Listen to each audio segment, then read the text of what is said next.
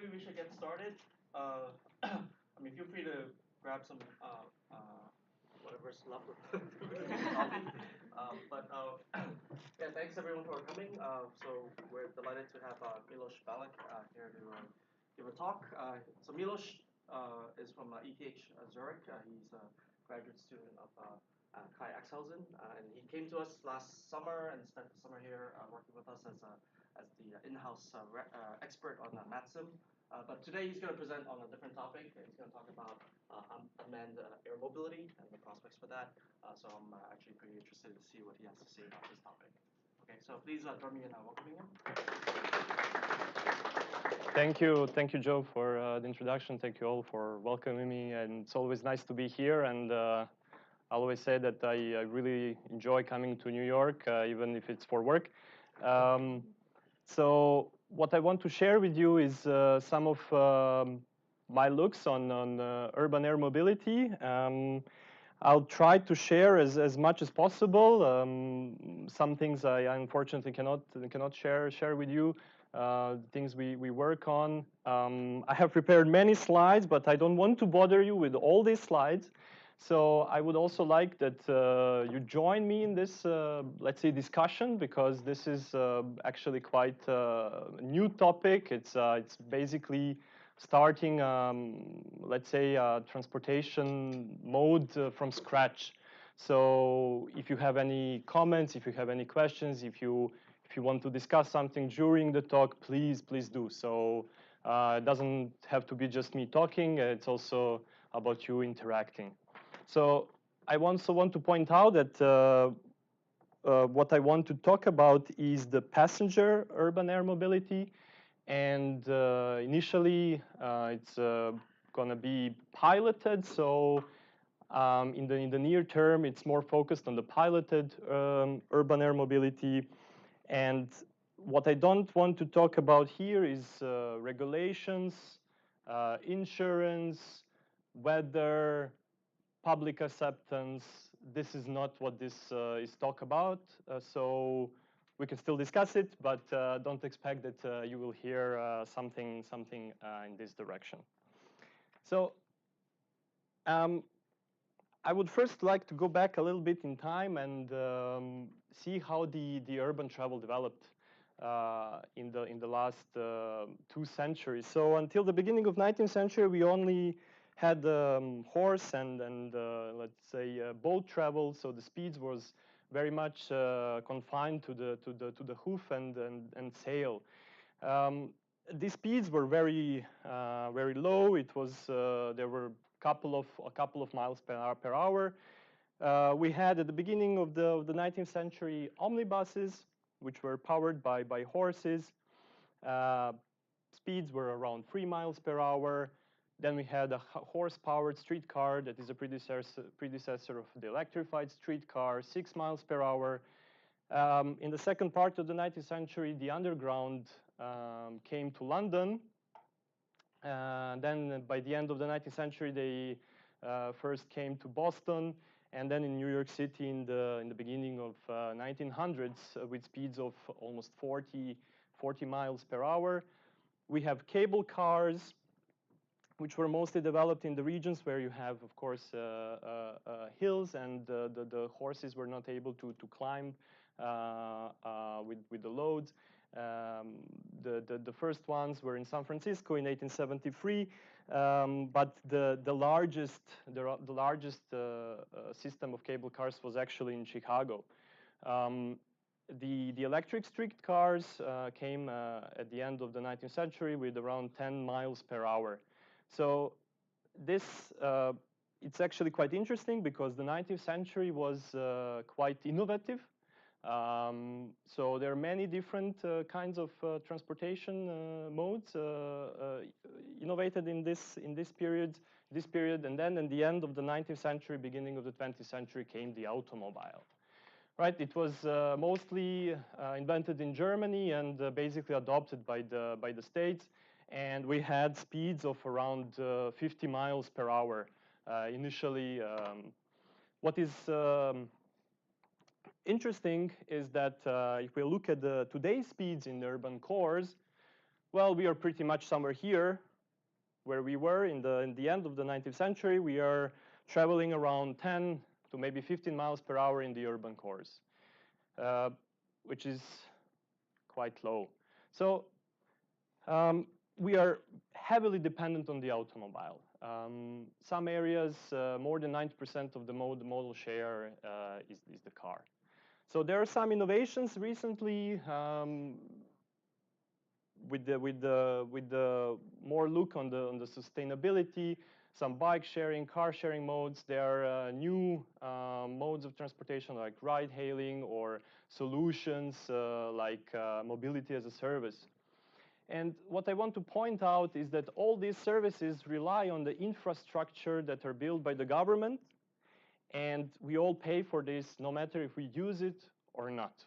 So the infrastructure is there. Somebody can come with their transportation solution and just use this infrastructure, right?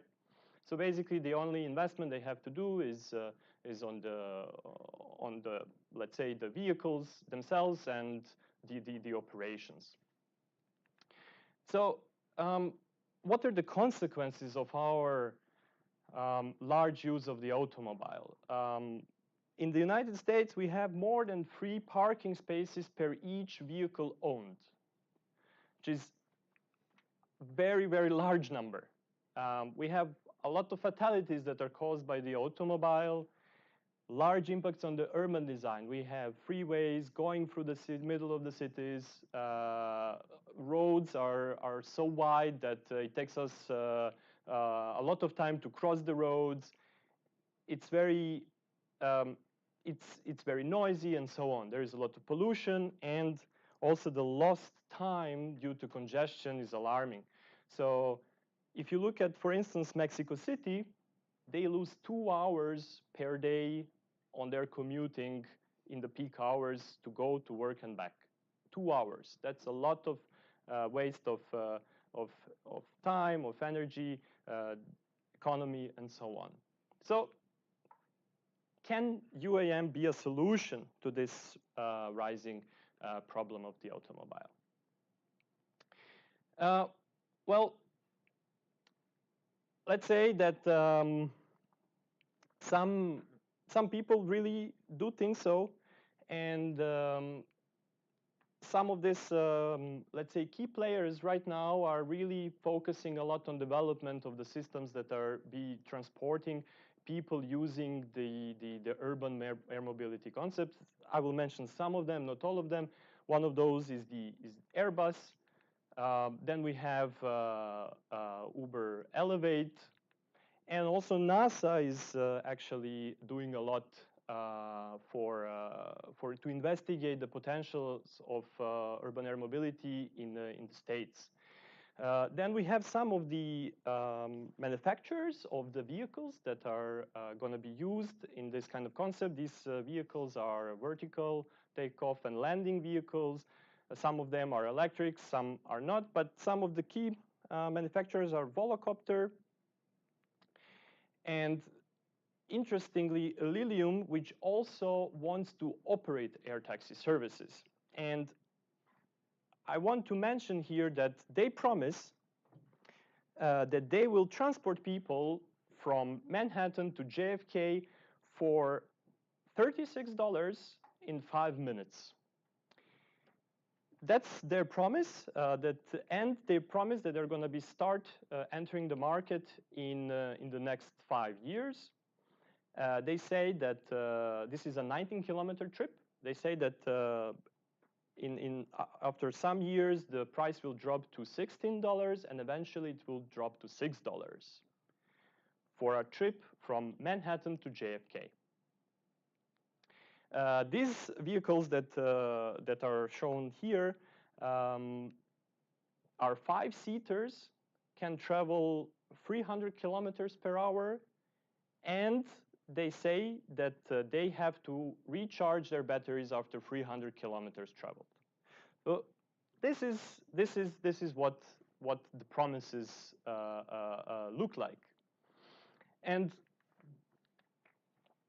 Zach Lovering, the vice president of urban air mobility at Airbus, he says he pushes this concept and says that the future of mobility is vertical.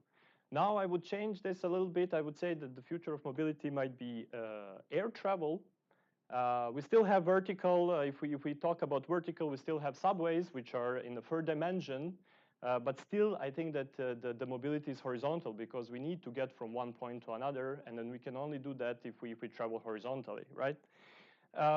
But you see that there is a lot of things happening recently. So there is a lot of, in Europe, there is a European Commission is starting to do urban air mobility initiative. A lot of cities across of Europe are joining this initiative, also Geneva from Switzerland. Then NASA, one of their studies says that there is a $500 billion market in the United States for UAM. Airbus did some surveys where they say that people like the idea of urban air mobility. Ingolstadt, sorry that it's in German, but yeah, it's original news. So Airbus is starting taxi service, air taxi service, plan to start air taxi service in Ingolstadt, which is in Germany, and they are one of the cities that joined this urban air mobility initiative in Europe. And finally, what I want to show you is what Uber Elevate is promising as some of the costs for their Uber Air service. They say that initially this service will cost $5.73 per passenger mile initially, and then in the near term it will drop to 1.86, and then at some point 0.44, which is even lower than owning a car. So there is a lot of talks about these costs for different trips. So keep this in mind for later. So NASA did a couple of this. Actually, some consultancy agencies did a couple of studies for NASA, and they say that the air metro will be profitable by the 2030. What they define as an air metro is actually a scheduled UAM service. So it's not on demand, but it's a scheduled UAM service. And again, we have some prices here. So prices per trip. First profitable year, $50. We don't know for what kind of a trip this is. And then eventually $30 per trip. So there's a lot of numbers around, but we are not really sure what is the exact price of this concept. Going back to that $500 billion market, actually, this is an unconstrained scenario. And basically, what they did, they then put some constraints. First, they looked at the infrastructure constraints. They actually look at only the infrastructure that currently exists, so the vertiports around different cities in the States. And the willingness to pay. We don't know what kind of values they used here for the willingness of pay, and that's actually quite interesting to know. But using all these constraints, capacity, time of the day, weather constraints, actually quite interesting that the weather constraint is reducing the number of trips insignificantly, but we go down to 2.5. So 200 times lower than in an unconstrained scenario. And they say that there's potentially at the base year 55,000 trips performed by UAM in the States.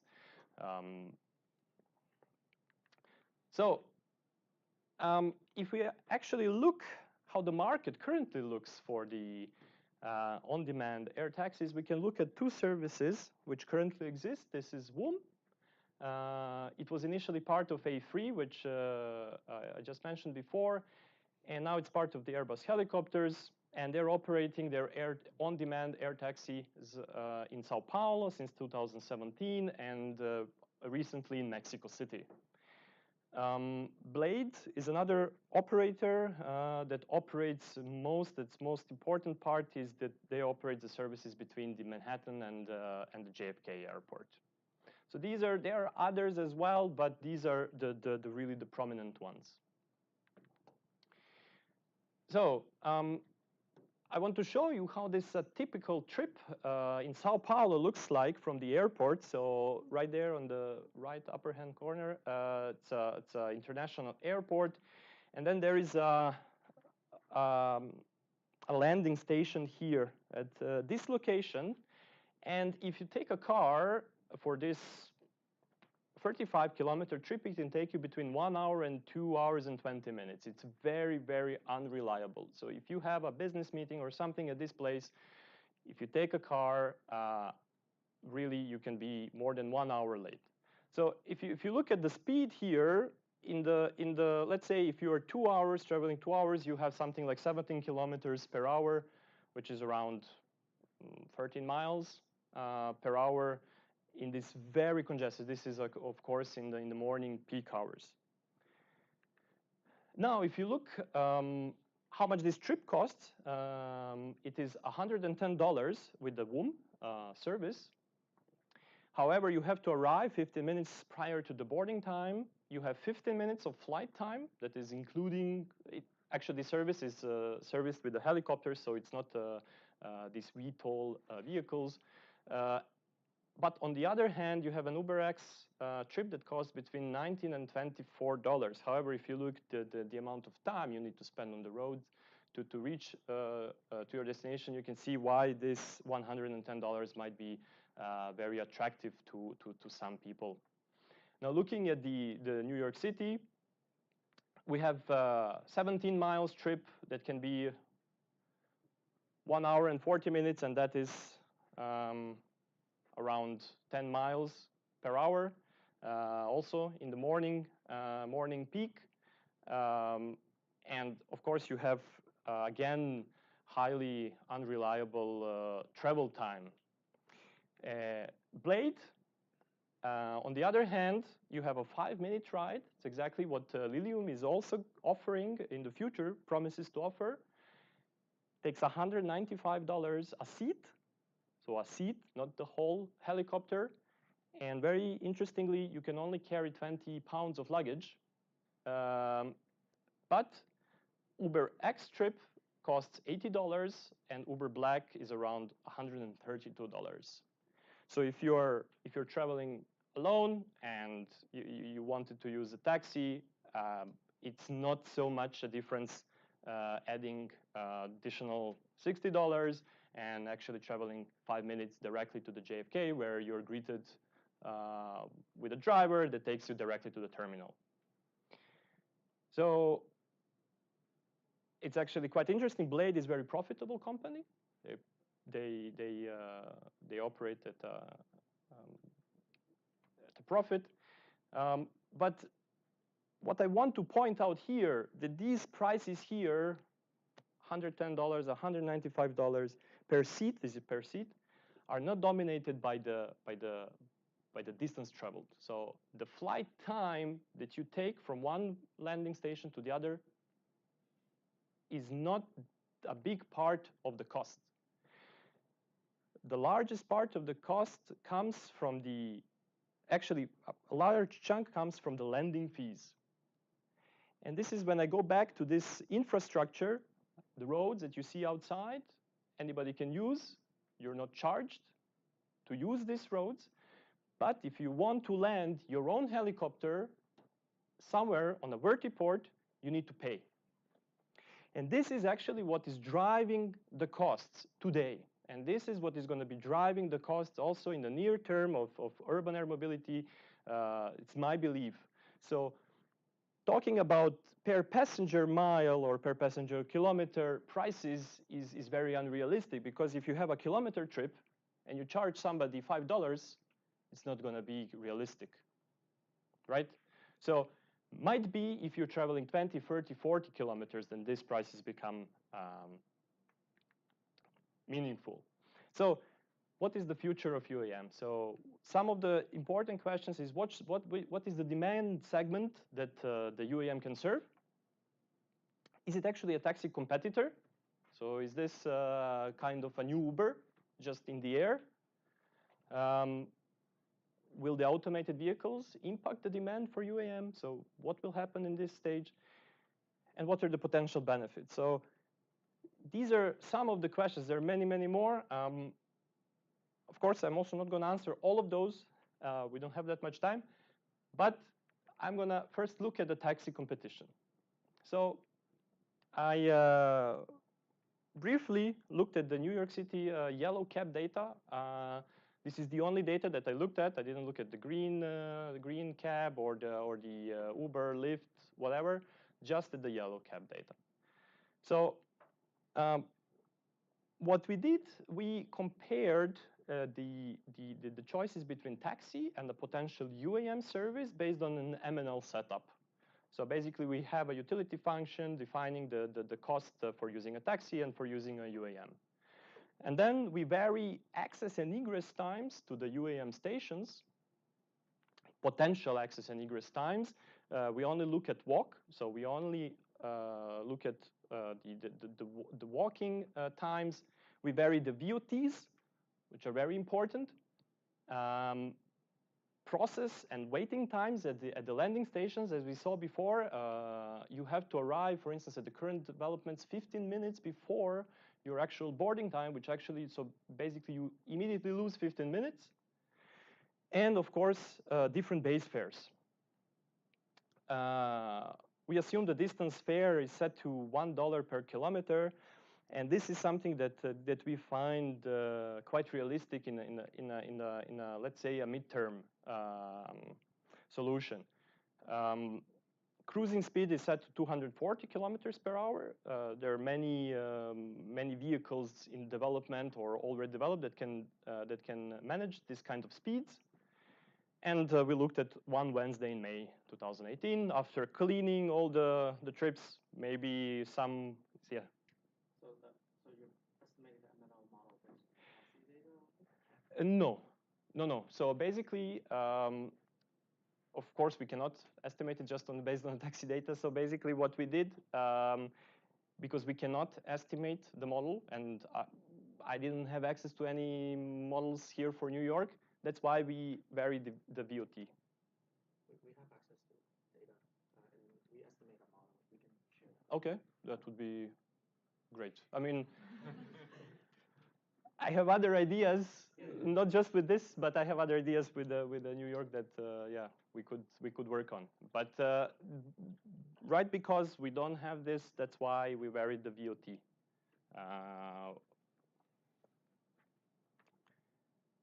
Right. So I have a lot of this this analysis, but I don't want to bother you with all of them. I think what is important is to look at the different base fares. So starting from the lowest one, $100 base fare just to sit in a vehicle, then 50, 25, 12.5. And then here you see the access and egress times. Basically, we assume on average the same amount of time you need to access the vertiport and to egress the vertiport, right? So very simple, very simple. So there is nothing complex, complicated, or innovative here. But it's important to look at how this demand looks like with these different levels of base fares, because and this is my trouble with all this let's say analysis of saying this is going to be $5 per kilometer or this is going to be $50 per trip, because this also depends on the amount of people you can pull together. This depends on the amount of vehicles you have. This depends on many other things. So you cannot just set one number. And what I want to show you here is that actually, if you plot these four numbers with 15 minutes access and egress times, and basically you always have half of the base fare.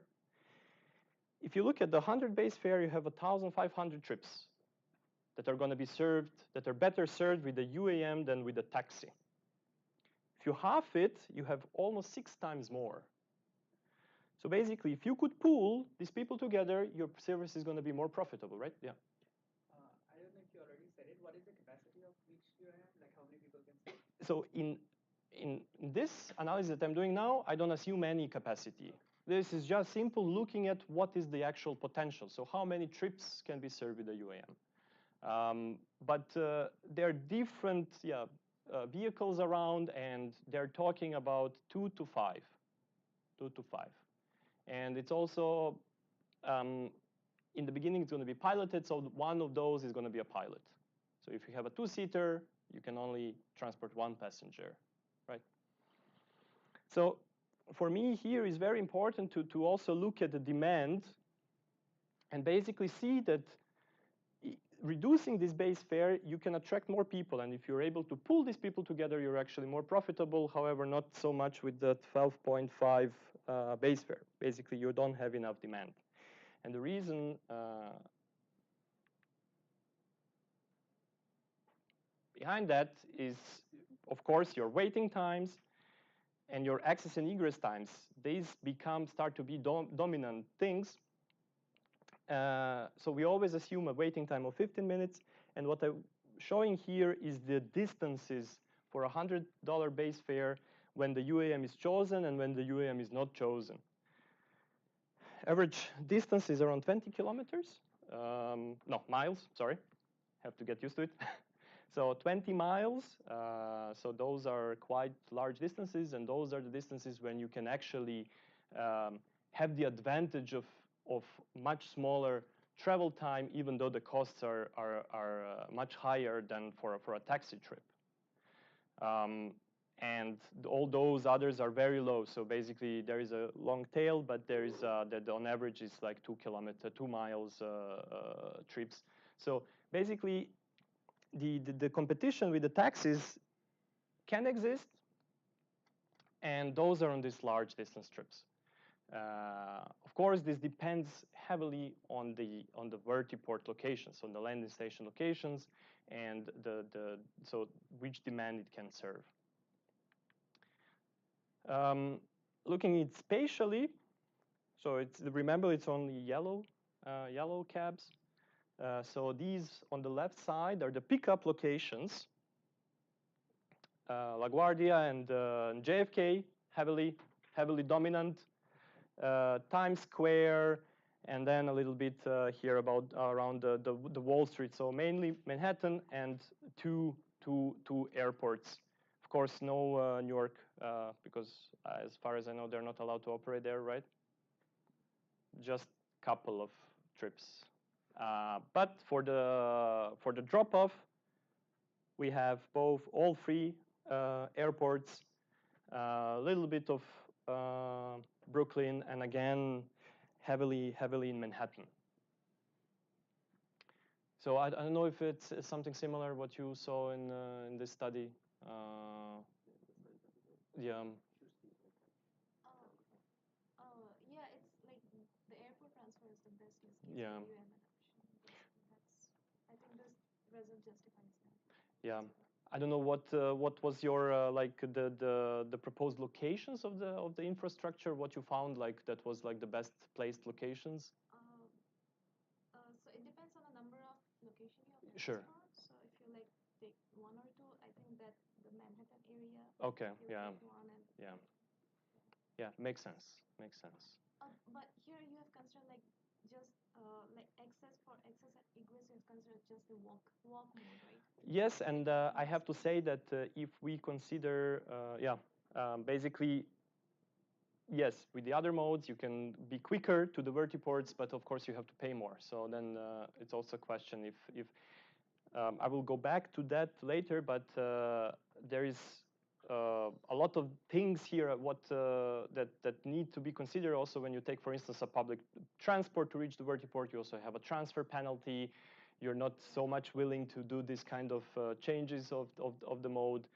And basically it becomes very, going back to this 10 pounds limit of your luggage. If you go to the airport and you have a bigger luggage, actually 20 pounds, you might not be able to take this flight at all. Right, so if you look at the taxi data, we are capturing a specific segment of the population, right? So I would say that these are a lot of tourists, a lot of business travelers, people on business trips, or maybe higher income population, and commuters are very rarely captured with this kind of data sets, right? So maybe I'm wrong for New York, or maybe you can correct me, but what we are interested in, and what am I interested in, is how the UAM can impact the locals. How can it impact the commuters? So what is the benefit there? So this is what we want to find out. So part of our research, let's say this is like a long-term plan. We want to develop some kind of a research, UAM research platform that is combining three separate things. One of those things is MATSIM, which probably all of you know, and well, actually something that goes around MATSIM, which I will introduce soon. Air network design. As I said, we are building something from scratch. The air networks they don't exist. So they need to be developed. They need to be acceptable by the people. The noise levels need to be down. So basically, all these routes need to be carefully considered, also because of the navigation, guidance, and so on. And basically, we want to combine this with the flight simulator. And this is especially important when we go to the automated world. This is where we actually can go from this direction, say, okay, this is our demand, these are our flights, and then we can see in the actual physical simulator if this is possible from the physical constraint side. And then move this back again with all these constraints back to our demand estimator and see what happens there. So this is some kind of a long-term plan, and currently we are looking only at the demand side. So something new, what we were working on is actually something called AquaSim.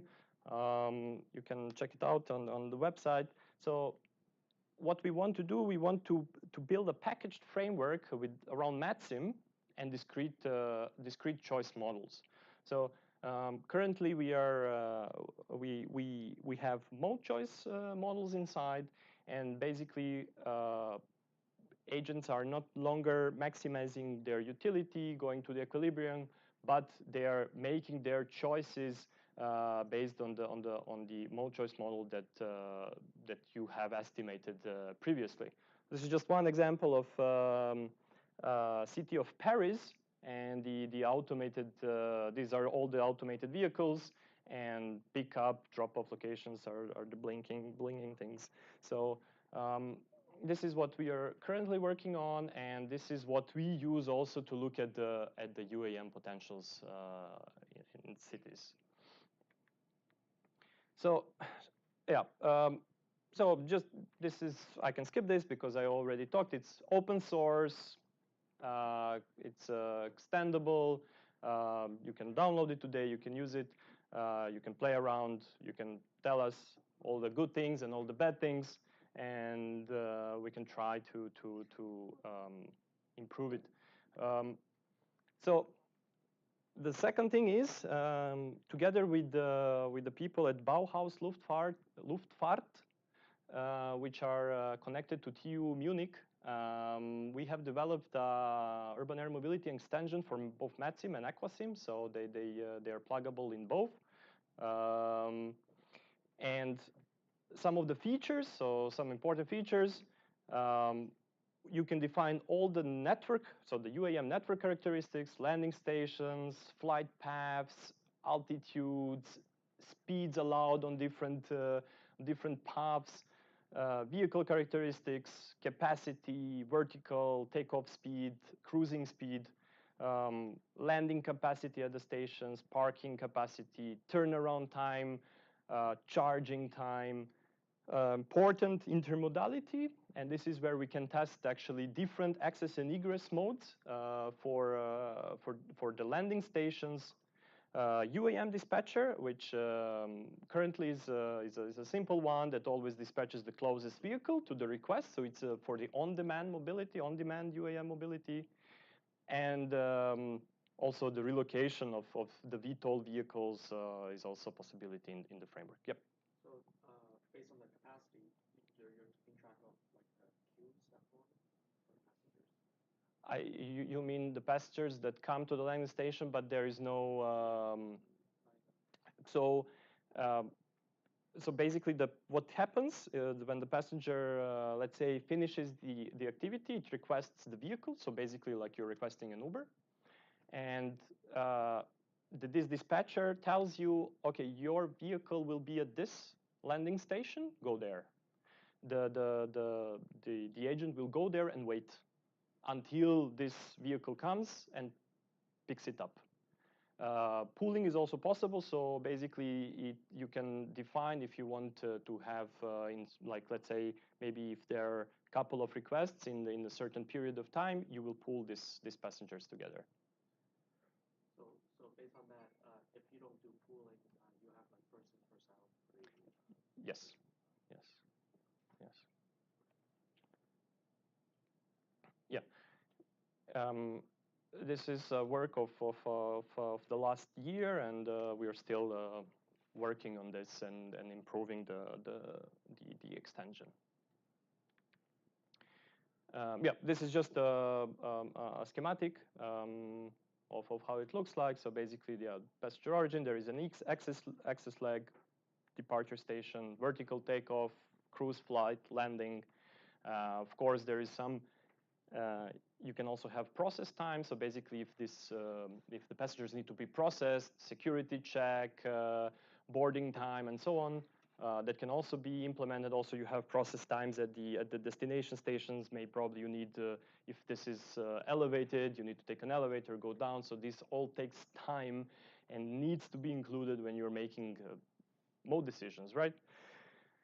So we looked at Zurich. Well, we looked at other cities, but I cannot show it to you. But Zurich, I can. So we looked at, we placed the stations, let's say, the places where we have highest population density, and also the airport, Flughafen, that's the airport. This place here is the campus, the second campus of ETH. And this is the city center, and this is the main train station. So trains are very important in Switzerland, and there is a lot of people traveling with the train. And these are just outside smaller cities where there are also some commuting patterns towards Zurich. We use 10% sample of the population. And what we did, we varied the variable cost, so the per kilometer, it's per kilometer. It's in francs. 1 franc is $1, so very easy. And we have only 6 francs, $6 base fare. Very, very low. We want we wanted to see how is this going to look long term. So is there a potential for this kind of service in Zurich in long term? We vary the process times as well. So these different lines are different process times, and we have here different variable costs, right? This number of trips you see here, very low. Very, very low. This should be multiplied by 10. This is a 10% sample. So even if we go to, these are the different cruising speeds. If we go to the 240 kilometers per hour, we have a little bit more than 3,000 trips in an area where we have almost 2 million people. Almost 2 million people. So the potential here is very low, even in the long term. It's important to see that the process times and also the cruising speeds do have impact. Yep. It is per hour, per day, or? Sorry, what? The amount of trips, sorry. The whole day. The whole day. Sorry. So yeah, MATSIM is like a whole day simulation. So basically, this is the whole day. I mean, there are around 10 stations here. So even 300 maybe per station on average. So it only operates during the day. So the operation is not during the night, it's only during the day. So basically, you have maybe 20, 25 trips per hour. It's even it's hard even to pool people with these numbers. And these are trips anywhere to anywhere. It's not just No, this is with the landing stations. I have also results for anywhere to anywhere. Okay. I have some slides down. But it's not to the airports. Right? I will. Landing stations. These are landing stations, yes. But there is one landing station at the airport here.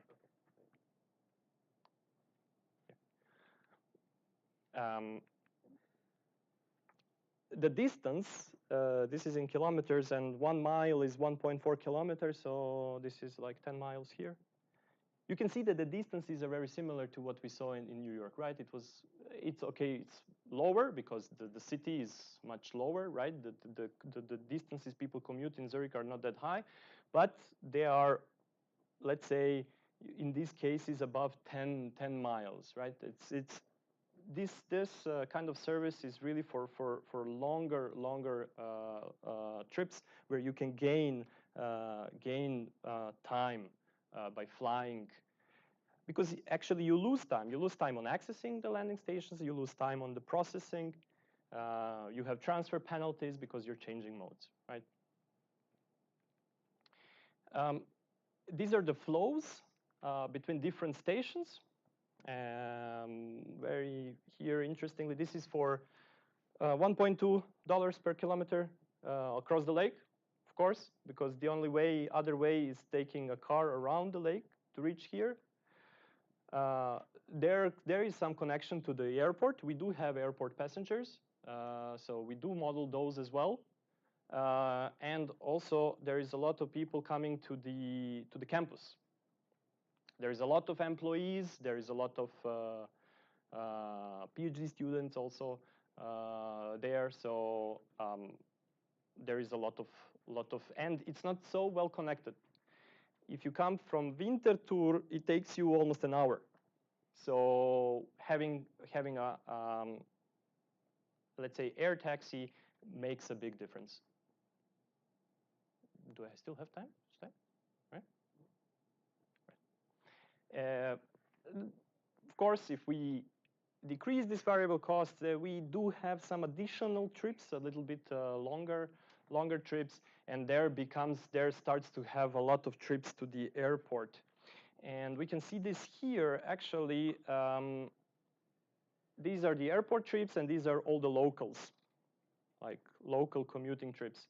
And here we varied the base fare with having only $0.6 per kilometer. So still higher than what Uber promises in the long term, right? And here, with just $3 with the base fare, we have a little bit more than 5,000 trips when we scale this up. And this is where the airport trips start to be a little bit more dominant compared to the other population. Here is almost non-existent, and here with this very high base price, there is around 2 trips here that are not visible, and they're only airport trips. So there are really 2. We also distinguish between business travelers, first class, business class. So basically, we also have different income elasticities depending on the travel class that you have. So basically, those are those people that are willing to spend that much money. So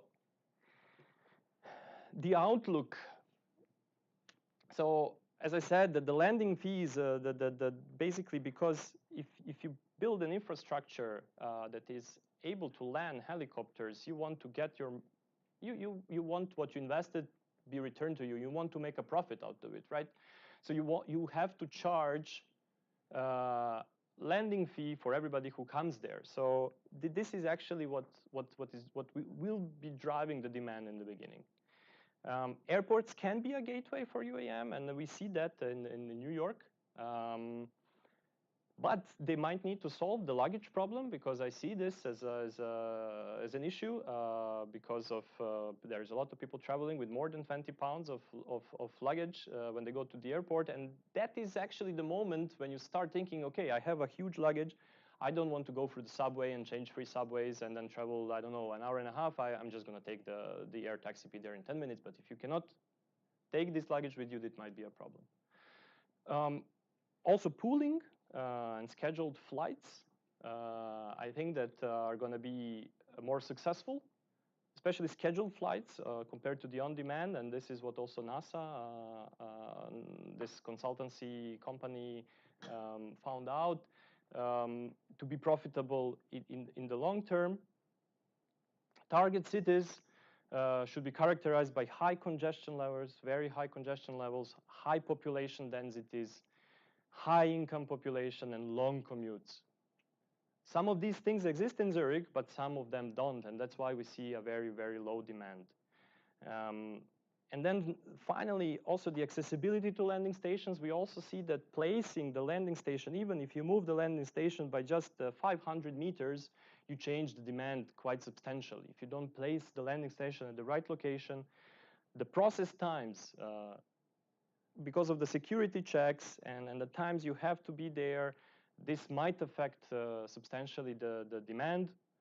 Cruising speeds, we also saw that the cruising speed also has a non-insignificant effect. Competition, very important. The cities where the public transport services are not so well developed, like for instance in Sao Paulo, you have a higher chance of a success. In Zurich, that's definitely not the case. And also reliability. And some of these current providers are not as reliable as they should be, and their demand is actually quite low. So reliability in a sense that when you schedule a flight, the flight actually happens. And it's not canceled because of any of the reasons, right? So what are the potential benefits? So definitely potential to substantially save travel time. Reduce the travel time, increase the productivity, your productivity at work. You can do hobbies. You can stay at home for this time that you save, that you're not in congestion. Increase of accessibility, economic growth of different areas. This is definitely something UAM can provide. It could move some cars from the streets if it's made affordable. I emphasize some cars. And as I said, economic growth and accessibility. But the question is, will UAM actually save us from the grips of the automobile? So can it actually save us from all this congestion and pollution and so on? And my answer here is most probably will not. So there is a lot of things that are going to be, let's say, difficult to overcome for UAM. Those are the infrastructure that needs to be placed, the capacities of this infrastructure. I mean, if you just think about it, how many vehicles can you have in 1 hour on one landing station? So even if you can every 5 minutes land and take off and land another vehicle, you can only have, let's say, 10 vehicles per hour. If they can carry 3 passengers, you have 30 passengers per hour for one landing station, right? One landing spot. If you build 10 at one location, you take the whole block. You cannot have this everywhere. So this definitely cannot beat buses, cannot beat trams, cannot beat subways. But can it help to create a better and a smarter urban mobility? And that's definitely has a potential to. So definitely, with a combination of different modes, can bring a lot of benefits to the urban cores. So also we are doing more research. We want to look at the UAM demand across the globe to map potential impacts and benefits in different cities with different characteristics. We find this very important. In Munich, there is also currently a study ongoing, which should provide much more interesting results than a city like Zurich. And we are also doing an SP study in Jakarta. Jakarta, if you don't know, is a very, very congested city, one of the most congested cities in the world. And they also have a quite interesting, let's say, land use shape. So it would be quite interesting to see what are the potentials of UAM in this kind of city. Yeah, that's from my side. Questions? Yep. At the very beginning, you talked about how this is forecasted to be a really big market, like 500 billion. Yes. And so what are the changes that are driving that forecasted growth? You mean why does it go so low?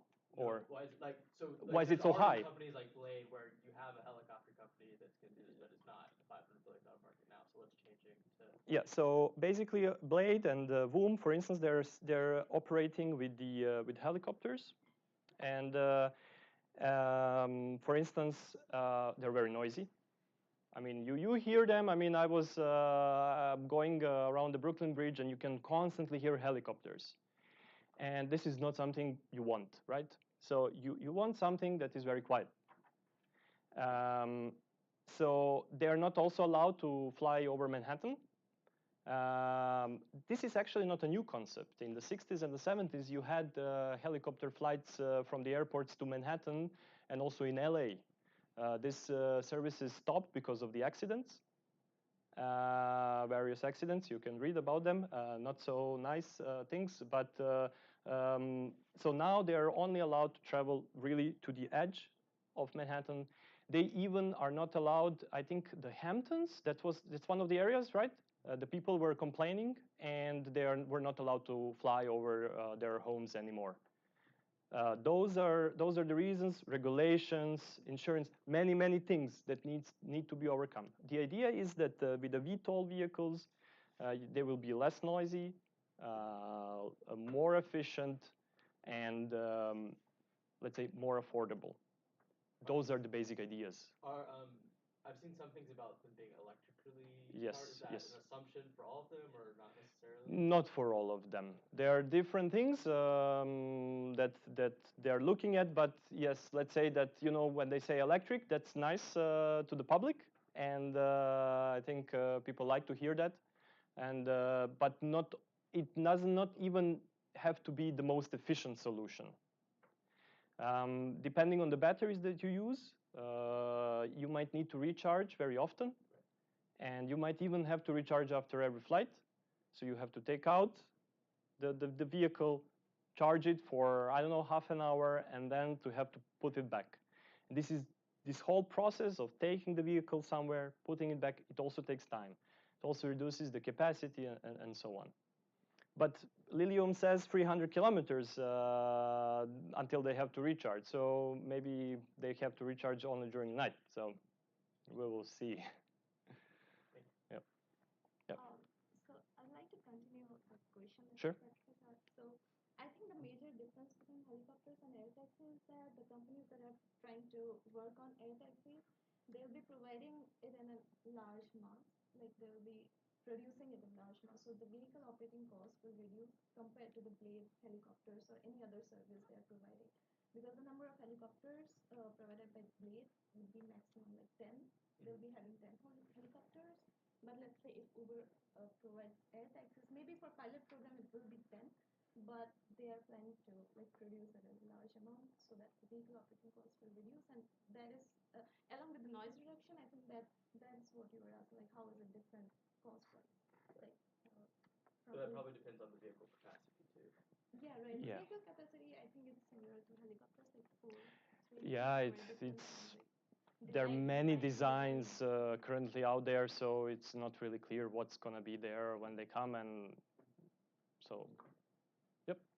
So what about the security and regulation? Would the air taxis leave you outside the airport, or will they be tied to Pan Am had a flight service right in New York, outside of Grand Central, but I think they were tied to the airline, so you could actually face that. But here, is it gonna leave you at a taxi stand like a normal Uber?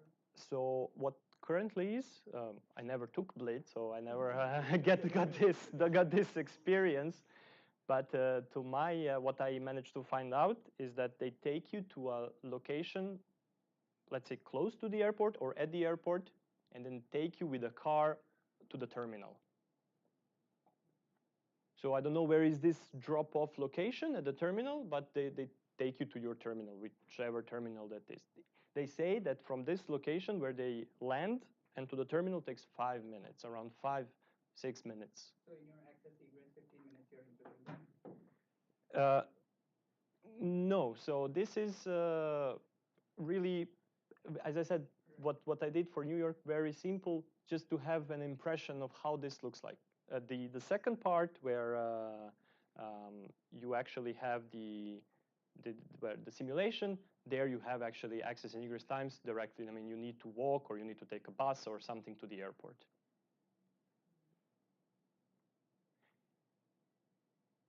Yep. You had a bar graph that showed what happened with constraints. I don't know if it was revenue, but it reduced with weather constraints. Can you elaborate a little bit more on that?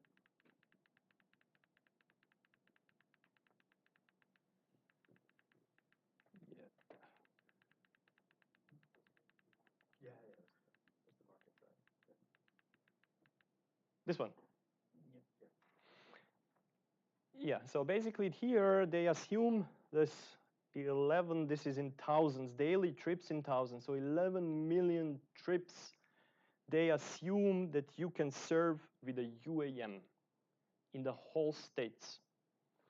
And they assume that there is no limit in how much you are willing to pay, and there is no limit where you can land. Once you take all of these things into account, you come down to 1 million. Then they have, this is with this infrastructure and value of willingness to pay for your the time that you save. And then you have capacity constraint. And then here they assume only the infrastructure that currently exists. You can find this, this is taken from the,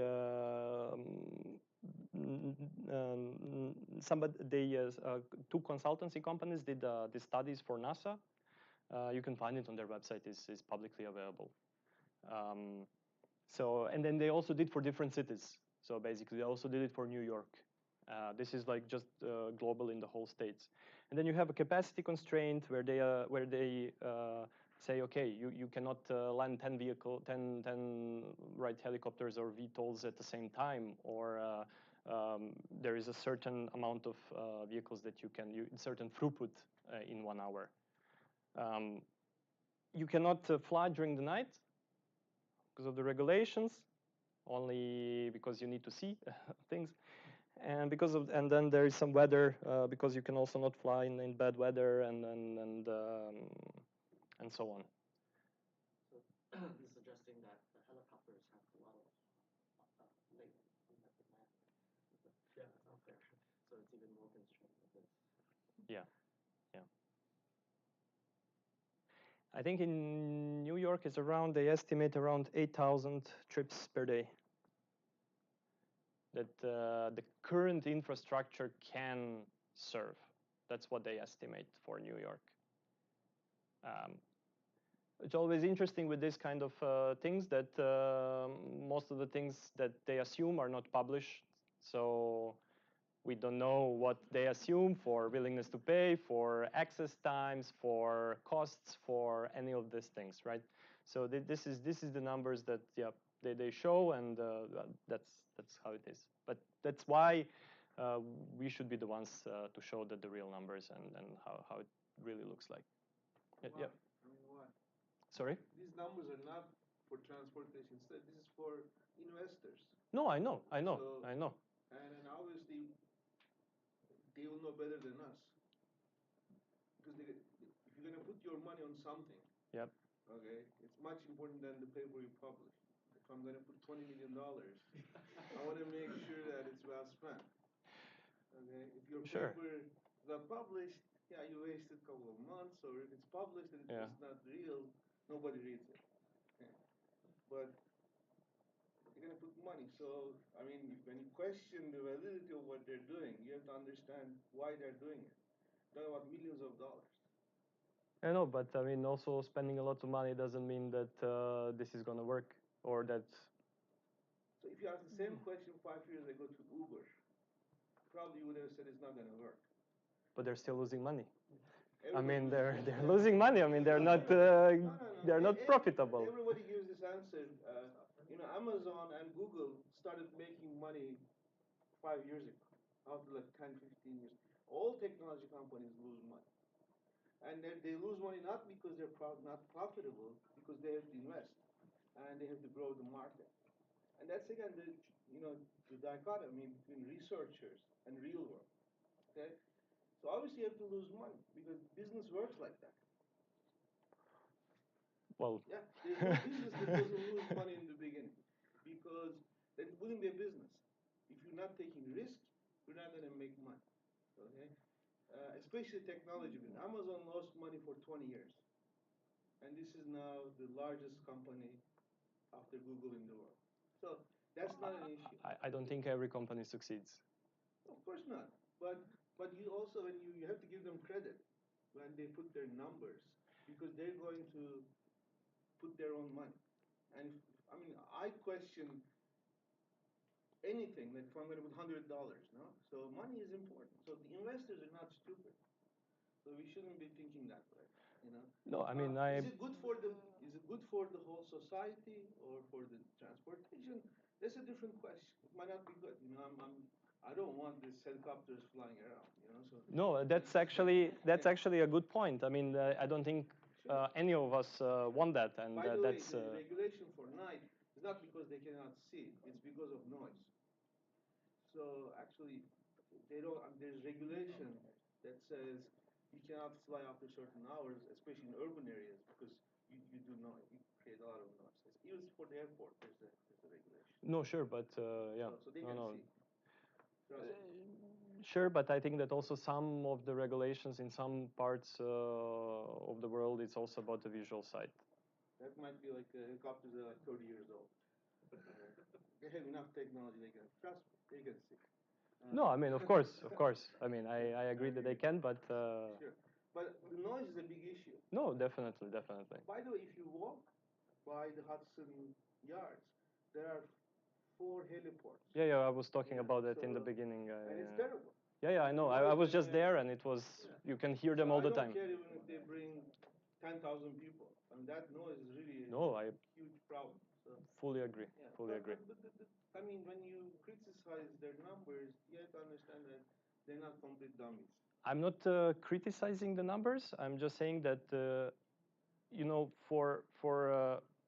it's a thing that you want to, of course, to market the thing. If you want to do it, you want to attract the investors, right? You cannot tell them there is going to be 2 persons traveling this because nobody's going to invest in this. But I think we as a researchers, we need to show we need to be open and clear about all the numbers and everything what we show, what we do and how we do it. And I don't say that these numbers are wrong. I say they are correct under the assumptions that they made, which we don't know which were those assumptions. That is my point. We don't know which assumptions they took, and this is the numbers they got. But I'm sure that they're known to the investors. Yeah, for sure. This was done for NASA. NASA is completely aware how they did. Maybe they're not. I don't know. That's also always a question. What they are interested in. Do they want to go into so much details, or they just believe the company they hired to do this kind of research for them, right? So if you invest maybe 20 million, maybe you don't care that much about the details because you trust that once you invest 20 million, you're going to get the numbers that you deserve and that everything is going to be done correctly. So I'm not questioning them. I'm just saying that it's not clear how they did it, and we are the ones that can do that much more openly. Yeah, please. I think in order to have UAMs in reality, safety is a major concern. So what kind of safety? I mean, air traffic safety, air traffic control safety measures, something like that. So when you were developing your demand model for New York City in terms of UAM, have you considered the safety aspect of these services, like UAM? I mean, for that part, it was just a simple thing. There was no flight paths or anything. So it was just simple comparison to see what kind of a taxi demand can be served with a air taxi, right? So I don't know if for safety, if you mean like let's say the guidance and navigation of different vehicles and how far they can be from each other and things like that. No. So this is what I was talking about, this research platform where this should be taken into account, because that is definitely important. Exactly. It affects the demand, how many you can fly in a certain radius, and so on. That's definitely important, and this is what I was pointing out at one point with this research platform. It's a more long-term plan of what we want to do.